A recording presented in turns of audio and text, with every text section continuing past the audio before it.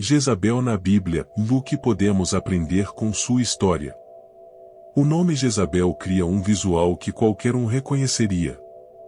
Uma mulher que se esforça para arruinar a autoridade dos outros e faz qualquer coisa para conseguir o que quer de poder, prestígio e fortuna. Jezabel é conhecida por muitos como um nome que representa uma mulher com intenções perigosas e prejudiciais. Nunca hesitou em criar a queda dos outros para que seus planos funcionassem. Jezabel não era fruto da imaginação das pessoas, mas uma mulher real que possivelmente foi uma das primeiras feministas da história. O início histórico de Jezabel. Em primeiro lugar, Jezabel não era uma mulher qualquer. Ela era uma princesa fenícia no século 9 a.C., filha do rei Etaal. Seu reino adorava o deus Baal, entre outros deuses. Na época de 922 a.C., Israel era uma nação dividida, Israel ao norte e Judá ao sul. E a Fenícia, localizada ao norte de Israel, tinha fama de uma cidade que pouco se importava em seguir o verdadeiro Deus. O que hoje é o Líbano atual compreendia as cidades costeiras de Tiro e Sidom, governadas pelo rei Etaal. Uma solução pacífica para a nação dividida surgiu na forma de um casamento arranjado entre o rei de Israel, Acabe, com a princesa Jezabel dos Fenícios.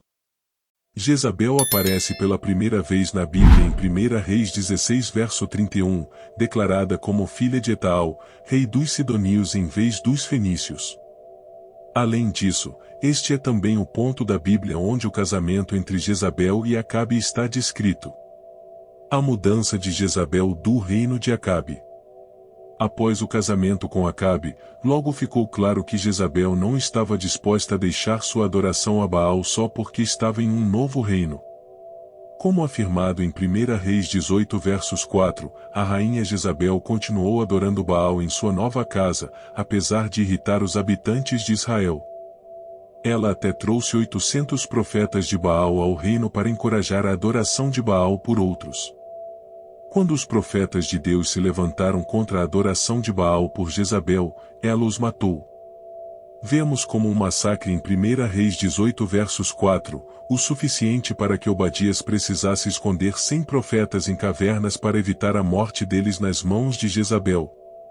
A ira assassina de Jezabel não acabou aí, mas continuou quando o rei quis tomar uma vinha de Nabote, o jezreelita, que estava localizada ao lado do palácio.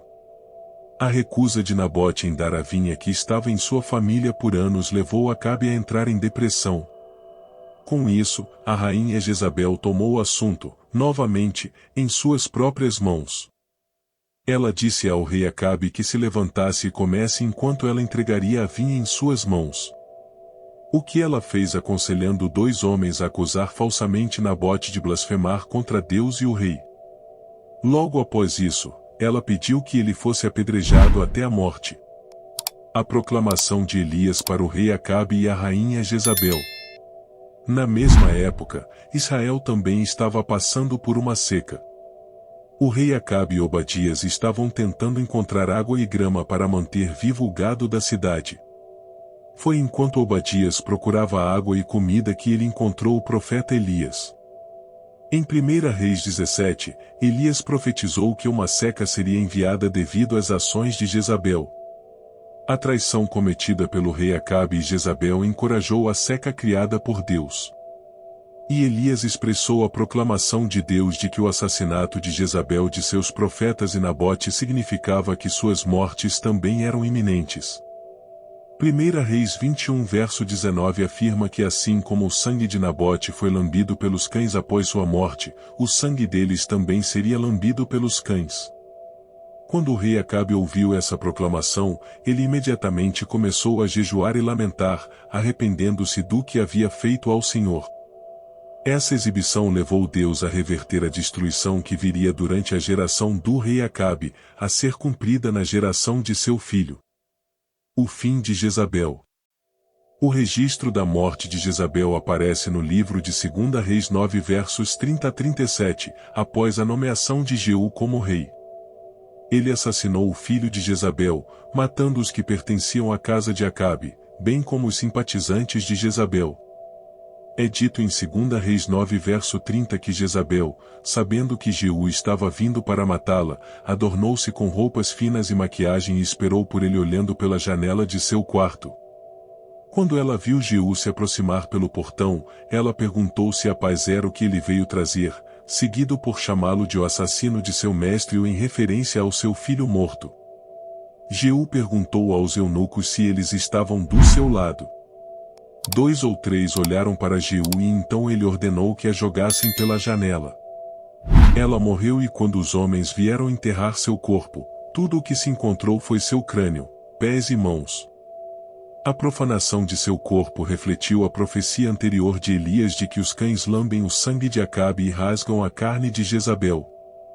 O relato da morte de Jezabel em 2 Reis 9 verso 1 a 10. Então o profeta derramou óleo sobre a cabeça de Jeú e declarou: Assim diz o Senhor, o Deus de Israel, eu te unjo rei sobre o povo do Senhor, Israel, você destruirá a casa de Acabe, seu senhor, e eu vingarei o sangue dos meus servos, os profetas, e o sangue de todos os servos do Senhor, derramado por Jezabel. Toda a casa de Acabe perecerá. Exterminarei de Acabe até o último homem em Israel, escravo ou livre. Quanto a Jezabel, cães a devorarão no terreno de Jezeel, e ninguém a enterrará. Quando Jorão viu Jeú, ele perguntou: Você veio em paz, Jeú? Como pode haver paz? Respondeu Jeú, enquanto abundam toda a idolatria e feitiçaria de sua mãe Jezabel. Então Jeú puxou seu arco e atirou em Jorão entre os ombros. A flecha perfurou seu coração e ele caiu em sua carruagem. Jeú disse a Bidkar, seu oficial de carruagem: Pegue-o e jogue-o no campo que pertencia a Nabote, o jezreelita. Lembre-se de como você e eu estávamos andando juntos em carros atrás de Acabe, seu pai, quando o Senhor proferiu esta profecia contra ele. Ontem vi o sangue de Nabote e o sangue de seus filhos, diz o Senhor, e certamente farei com que você pague por isso neste terreno, diz o Senhor. Agora, então, pegue-o e jogue-o naquele terreno, de acordo com a palavra do Senhor. Então Jeú foi para Jezeel. Quando Jezabel soube disso, ela colocou maquiagem nos olhos, arrumou o cabelo e olhou pela janela. Quando Jeú entrou no portão, ela perguntou: Você veio em paz, ó Zinri, assassino de seu senhor? Ele olhou para a janela e gritou: Quem está do meu lado? Quem? 2 ou 3 eunucos olharam para ele. Jogue-a no chão, disse Jeú. Então eles a jogaram no chão, e um pouco de seu sangue respingou na parede e nos cavalos enquanto a pisavam. Jeú entrou, comeu e bebeu. Cuide dessa mulher amaldiçoada, disse ele, e enterre-a, pois ela era filha de um rei. Mas quando saíram para enterrá-la, não encontraram nada além de seu crânio, seus pés e suas mãos. Eles voltaram e contaram a Jeú, que disse: Esta é a palavra do Senhor, que ele falou por meio de seu servo Elias, o tisbita, e no terreno de Jezeel, cães devorarão a carne de Jezabel. O corpo de Jezabel será como esterco no chão no terreno de Jezeel, para que ninguém possa dizer: Esta é Jezabel. O que a vida de Jezabel nos ensina? Muitos se perguntam se a maquiagem e roupas finas de Jezabel foram para seduzir Jeú ou como uma posição contra seu assassino. Mas de qualquer forma, a posição de Jezabel diante da morte não se distancia muito do que ela expressou ao longo de sua vida. Reinar como rainha. Jezabel é sinônimo de alguém que traçou seu próprio caminho, não importa se isso lhe custasse a morte de alguém. Alguns podem admirá-la por suas ações que mudaram a trajetória da liderança de seu marido em Israel. Enquanto outros podem ver suas ações como alguém que rejeitou o desejo do Senhor. Pois, em vez de uma mulher que pacificasse seu marido, foi uma mulher que buscou o sucesso por meio de ações perigosas e assassinas. A história de Jezabel mostra que quando alguém mata um do povo de Deus, ele garantirá que os planos dessa pessoa não sejam bem-sucedidos. Deus é soberano e embora a punição não seja imediata para transgressores como Jezabel, a punição é inevitável para aqueles que permanecem fora da família de Deus.